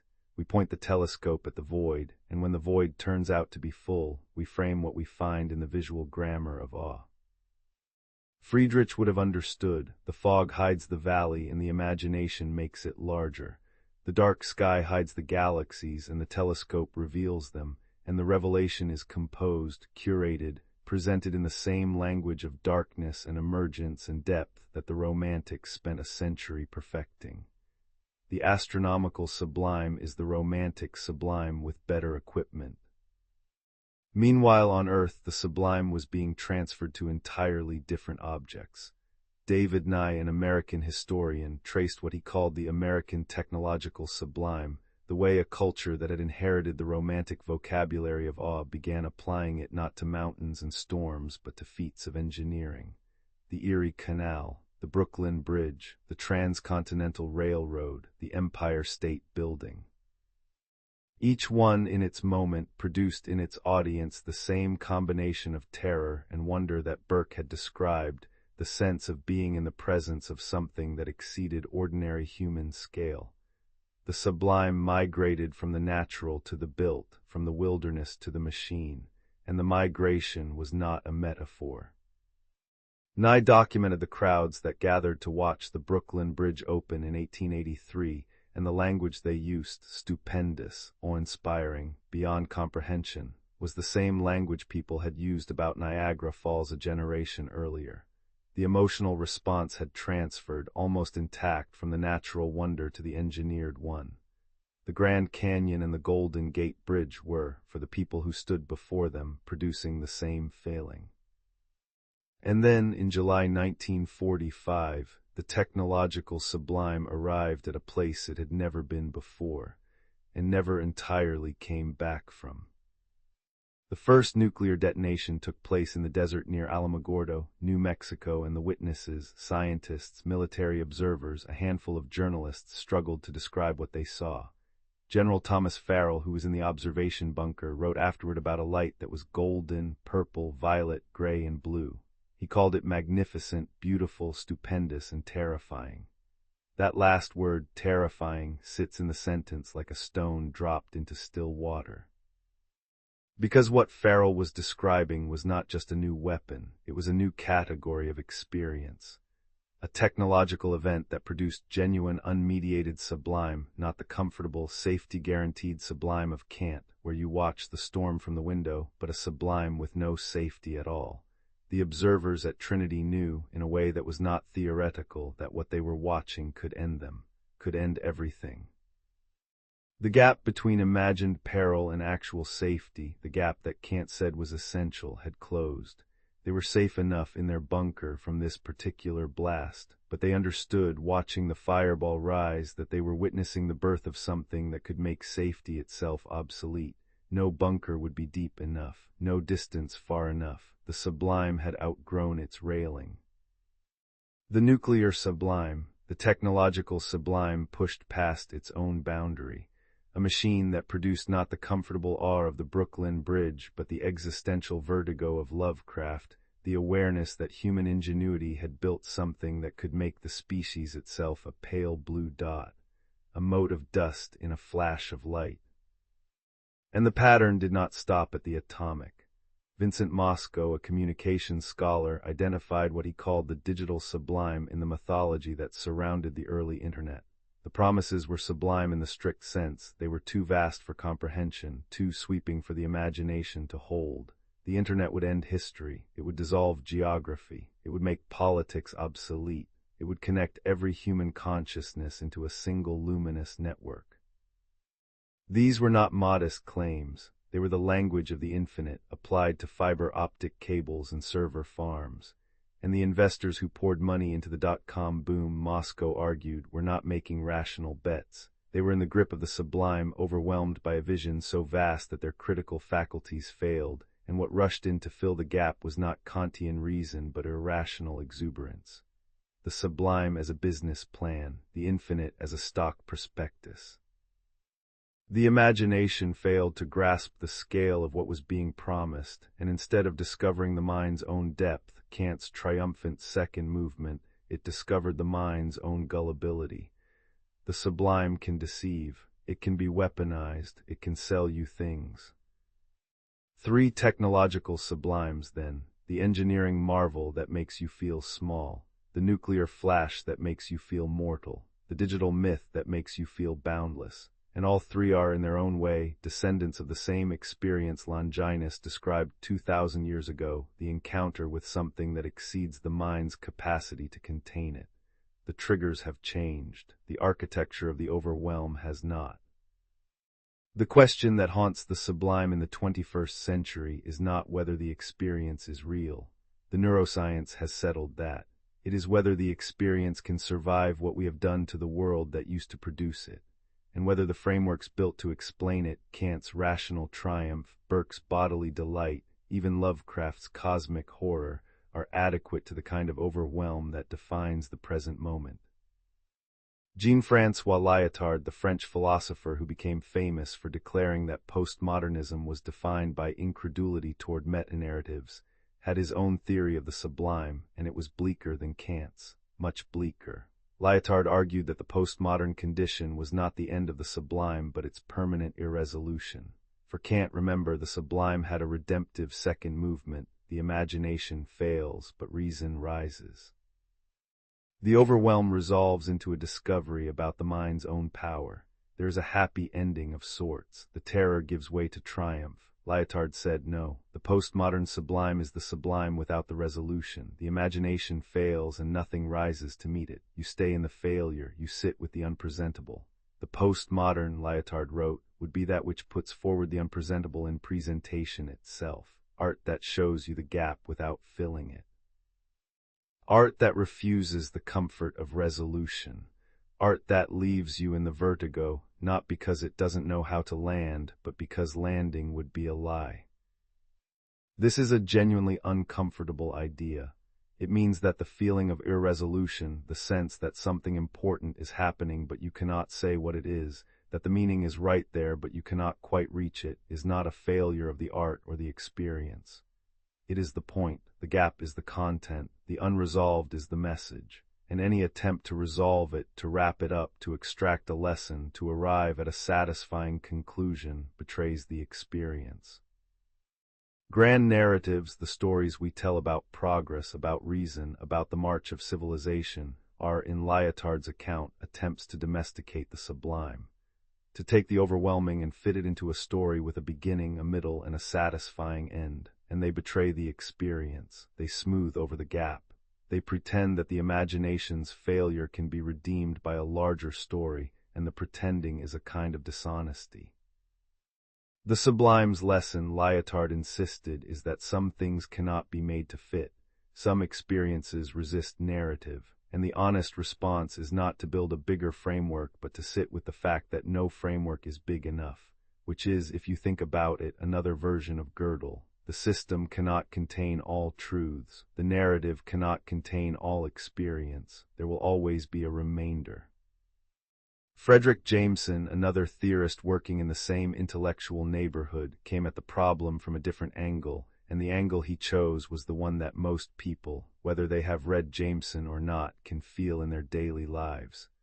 For Jameson, the sublime in the late 20th century was not about nature or art or even nuclear weapons. It was about capital. Late capitalism, the global economic system of multinational corporations, financial networks, supply chains that span continents and connect a factory in Shenzhen to a shelf in Ohio, had become, in Jameson's view, a structure too vast for any individual to cognitively map. You could not hold it in your mind. You could not see where it began or ended or how you fit into it.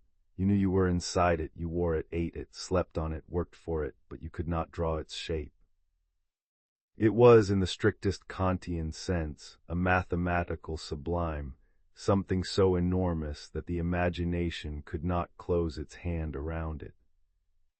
Jameson called this hyperspace, and the emotional signature of living inside it, the feeling of being embedded in a system too complex to comprehend, was not Burkean terror or Kantian triumph. It was anxiety, free-floating, directionless anxiety. The sense that forces were operating on your life that you could not see, could not name, could not resist. High-tech paranoia, Jameson called it, and he meant it as a description of the postmodern sublime's emotional register.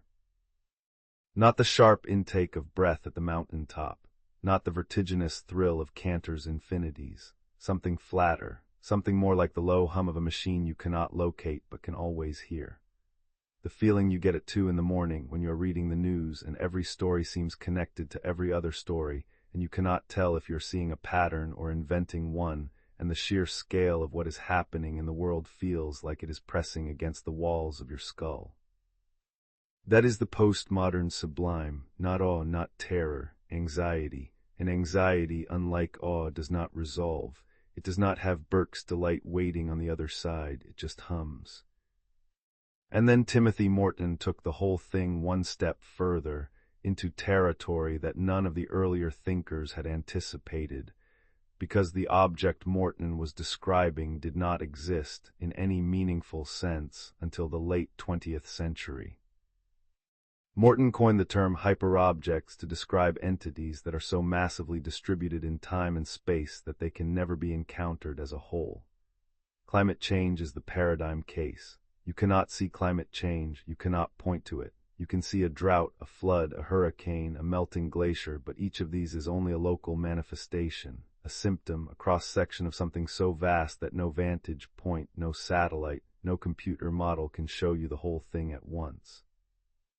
It is everywhere and nowhere. It is already happening and has been happening for decades and will continue happening for centuries. It is too distributed to encounter, too slow to observe, too interconnected to isolate. It is not an object in any normal sense. It is more like a condition, a weather that has no outside. There is no safe vantage point from which to contemplate a hyperobject. That is what makes it different from every previous version of the sublime. Kant could stand at the window and watch the storm. The observer at Trinity could stand in the bunker and watch the blast. Even Piranesi's imaginary prisoners, trapped in their infinite interior, were encountering something they could name a prison, a labyrinth, a space. But you cannot stand outside climate change and look at it. You are inside it. You have always been inside it. There is no cliff, no railing, no glass floor. The abyss is not in front of you. It is the air you are breathing, the water you are drinking, the ground you are standing on. The sublime of the hyperobject is a sublime without an outside. And that changes something fundamental about the experience. Because if the sublime has always depended, at some level, on the gap between the observer and the observed, the distance between the small self and the vast thing, then what happens when that distance collapses? When you are not looking at the overwhelming but living inside it? When the terror is not a feeling you have during a thunderstorm but a condition of existence? When the vastness is not out there across the valley, beyond the horizon, but here, in this room, in this breath, in this unseasonably warm February night? That is the question the sublime is trying to answer now, and it does not have an answer yet. The question of whether the sublime can survive is not abstract, it is ecological. It is about dirt and water and air and the species that live in them, and it is about whether the feeling that those things once produced in us can outlast the damage we have done to the things themselves. For centuries, the sublime was tethered to wilderness. Mountains, oceans, old-growth forests, skis unmarked by contrails or light pollution. The experience depended at least in part on encountering something that had not been shaped by human hands, something that existed on its own terms, at its own scale, indifferent to human purpose. The mountain did not care about you, the ocean did not know your name, and that indifference was part of what made the experience work. The vastness was genuine because it was not for you. It was just there, being vast, whether or not anyone showed up to feel overwhelmed by it. And the troubling truth of the 21st century is that there may be very little wilderness left in that sense. The Anthropocene, the geological era defined by human impact on Earth systems, means that there is no landscape on the planet that has not been altered, however subtly, by what we have done. The carbon in the atmosphere, the plastic in the ocean floor, the nitrogen in the soil of forests where no human has walked, microplastics in Arctic ice, mercury in deep-sea fish. Anthropogenic noise in the deepest ocean trenches. We have touched everything. Not intentionally in most cases, not even knowingly, but the touch is there. The mountain may not care about you, but you have changed the mountain, changed the temperature of the air around it, changed the chemistry of the rain that falls on it, changed the snowline that marks its seasons. The indifference is no longer quite mutual. Glenn Albrecht, an Australian environmental philosopher, coined a word for what it feels like to watch the landscape you love change beyond recognition. He called it solastalgia, a compound of solace, desolation, and nostalgia. It is the homesickness you feel while still at home. The grief of watching a familiar place become unfamiliar not because you moved away, but because the place itself moved. Rivers drying up, forests burning, coral reefs bleaching to white. Seasons arriving weeks early or not at all. The birds that used to come in spring not coming. The snow that used to fall in December falling in January or not falling at all. Solastalgia is what the sublime feels like when the vast thing you're standing before is not a mountain but a degraded landscape, when the overwhelm is not wonder but loss. Can the sublime survive the death of wilderness? That is the debate, and it is genuinely unresolved. Some scholars argue yes, that the sublime adapts, that it has always adapted, that the technological sublime and the mathematical sublime and the digital sublime prove that the experience does not require untouched nature. The sublime has already survived the transition from nature to architecture, from architecture to mathematics, from mathematics to nuclear physics. It will survive the Anthropocene too. It will find new triggers, new occasions, new doorways into the same old filing. Others argue that something is lost when the overwhelming thing is no longer indifferent but damaged, that a melting glacier is not sublime in the way a glacier used to be because the awe is contaminated by guilt. You are not a small figure standing before something vast and ancient. You are a member of the species that is destroying it. The distance between observer and observed, the distance the sublime depends on collapses, and what replaces it is not Lovecraftian horror but something sadder and more complicated. Responsibility, the awareness that the vast thing is vast and dying and that you are in some small way implicated in the dying. Awe and grief tangled together, wonder and culpability, the sublime with a conscience. There is no resolution to that debate. Not yet, perhaps not ever, but the fact that the debate exists, that people are arguing seriously about whether the capacity for awe can survive the destruction of the things that used to inspire it, says something about how deeply the sublime matters to us. It is not a luxury. It is not a philosophical curiosity. It is something we need. And the possibility of losing it, of living in a world where the landscapes are too degraded, the skies too polluted, the ecosystems too broken to produce the old feeling, is itself a kind of loss that is hard to name. A loss of the capacity for a particular kind of being alive. Meanwhile, psychology has been quietly confirming what the philosophers spent 3 centuries arguing about. In 2003, Dasher Keltner and Jonathan Haidt published a paper that became the foundation of the modern science of awe. They defined the emotion using 2 criteria: perceived vastness and a need for accommodation. Perceived vastness, the sense that you are in the presence of something much larger than yourself. And accommodation, the need to revise your existing mental structures to make room for what you are encountering. Your frameworks are too small, they need to expand. If that sounds familiar, it should. It is Kant, translated almost directly into the language of experimental psychology. The imagination fails, the mental structures need to accommodate, the mind discovers that it has to grow to hold what it has found. Keltner and Haidt did not set out to vindicate Kant, they were building a model that could generate testable hypotheses, not doing philosophy, but the convergence is striking. 200 years apart, using completely different methods and vocabularies, they arrived at the same description of the same experience. The philosopher in his study and the psychologist in her lab, reaching for the same shape. And the research that followed produced at least one surprise. When Keltner's team surveyed awe across 26 countries, a genuinely global study, spanning cultures that had no exposure to the European sublime tradition, they found that the most common trigger was not nature. Not mountains, not storms, not starry skies. The most common trigger was moral courage. Acts of extraordinary kindness, sacrifice, or integrity, moments when another person did something so far beyond what you expected that your model of what humans are capable of had to expand to accommodate it. A stranger running into a burning building, a person forgiving someone who had destroyed their life, a child showing a kind of bravery that adults struggle to find. The sublime, it turns out, is not limited to the vast. It is triggered by anything that exceeds your existing framework for understanding the world, including other people, including, sometimes especially, the small and the specific and the close at hand. There is a laboratory at the University of California, Irvine, where researchers have been watching what the sublime does to the brain, and what it does is, by the standards of neuroscience, unusual. The brain has a system called the default mode network, a set of regions that become active when you are not focused on any particular task, when you are daydreaming, when you are thinking about yourself, when you are replaying conversations, planning your weekend, worrying about what someone thinks of you.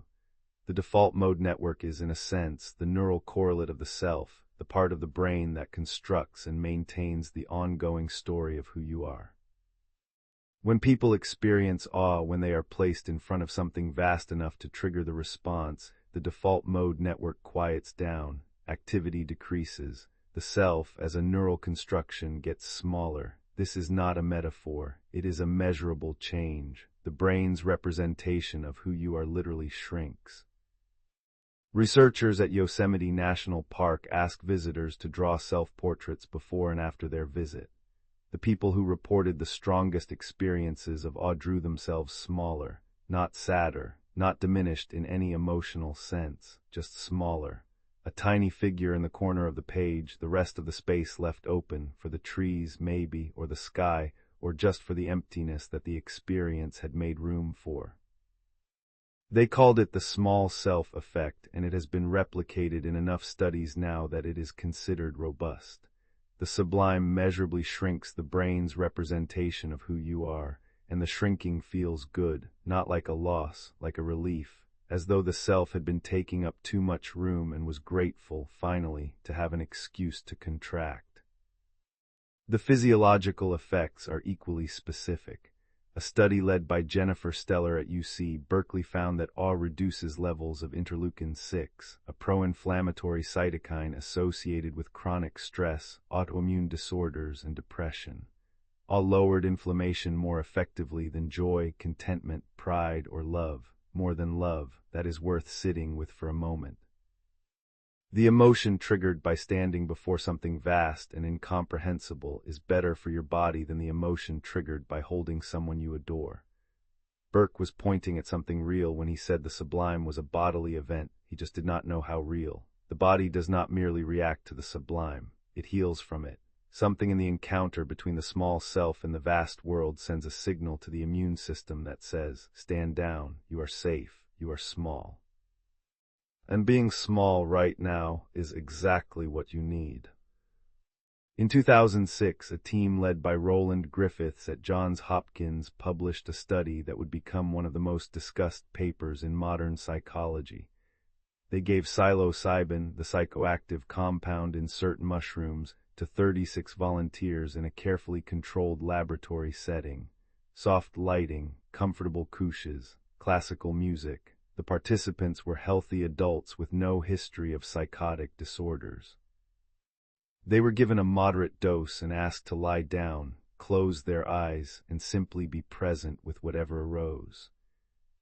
67% of them rated the experience among the top 5 most spiritually significant events of their entire lives, not the top 5 psychedelic experiences. The top 5 events of any kind, up there with the birth of a child, the death of a parent, falling in love, and the phenomenology they described, the specific texture of what they felt, mapped almost exactly onto the sequence of the romantic sublime. First, a sense of vastness, the boundaries of the self dissolving. The ordinary categories of experience, time, space, identity becoming fluid, transparent, or absent altogether. A condition the researchers called oceanic boundlessness. then the default mode network suppressing, the neural machinery of the self going quiet, and in that quiet something opening, not a hallucination, not a vision, a feeling, the same feeling Pseudo-Dionysius described as luminous darkness, the same feeling Schopenhauer described as will-less contemplation. The same feeling the astronauts described as the overview effect, a vast, gentle, overwhelming awareness that exceeds every container you try to put it in. The mechanism was the same. Psilocybin suppresses the default mode network, the self gets smaller, and in the space that opens, the sublime, the old sublime, the one Longinus wrote about and Burke felt in his nerves and can't locate it in the gap between sensation and reason, arrives. Not from a mountain, not from a storm, from a chemical that temporarily loosens the brain's grip on its own story of who it is.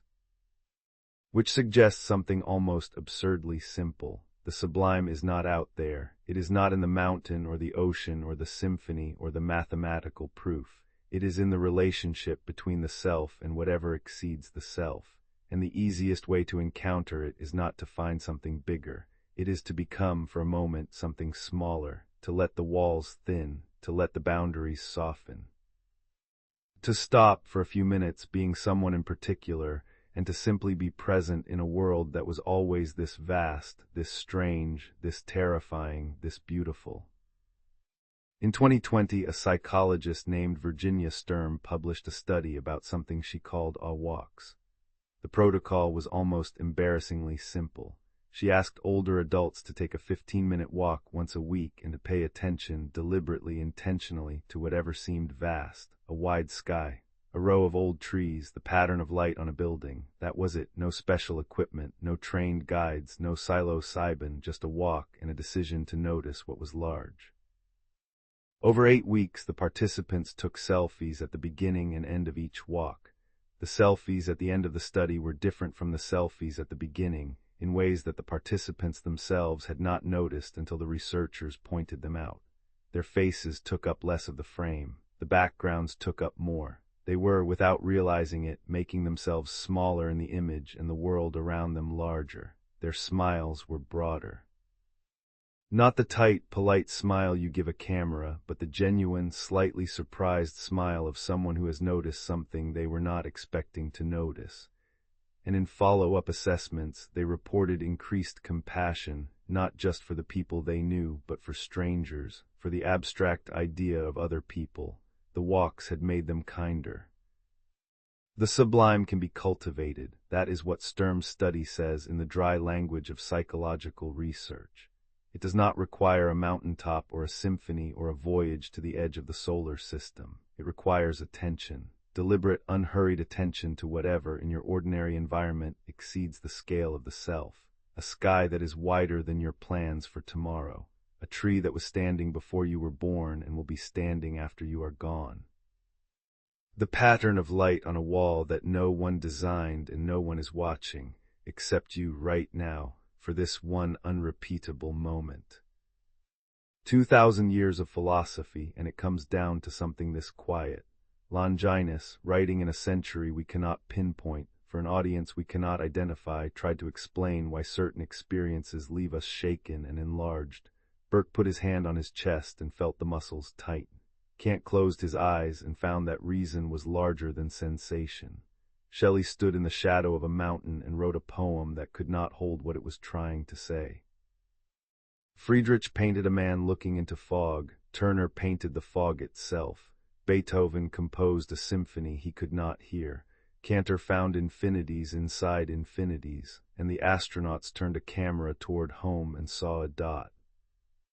All of them were doing the same thing, paying attention to something vast, and letting the vastness change the shape of the self that was doing the paying. The sublime is not a theory, it is a practice. It is the practice of standing still or walking slowly or looking up or closing your eyes in a quiet room and allowing the world to be larger than you are, not fighting it, not trying to contain it, just letting it be vast and letting yourself be small and noticing that the smallness feels, against all expectation, like a kind of freedom. The walls thin, the boundaries soften. The self contracts and the world rushes in to fill the space, and what you find there in that strange, quiet, terrifying, beautiful space is not nothing. It is the oldest feeling in the world, the feeling of being a small thing in the presence of something enormous, and wanting, despite every instinct that says otherwise, to stay. The sublime does not require a voyage to the edge of the solar system. It does not require a symphony or a mountain or a proof. It requires attention. The kind of quiet, unhurried attention you are already giving right now in this moment just by listening. 2,000 years of philosophy, and it comes down to something this simple. The world has always been this vast, this strange, this beautiful. The only thing that changes is whether you are still enough to notice, and noticing, it turns out, is enough. It has always been enough. If these ideas gave you something to sit with, something to carry into the quiet, we will be here next time with more.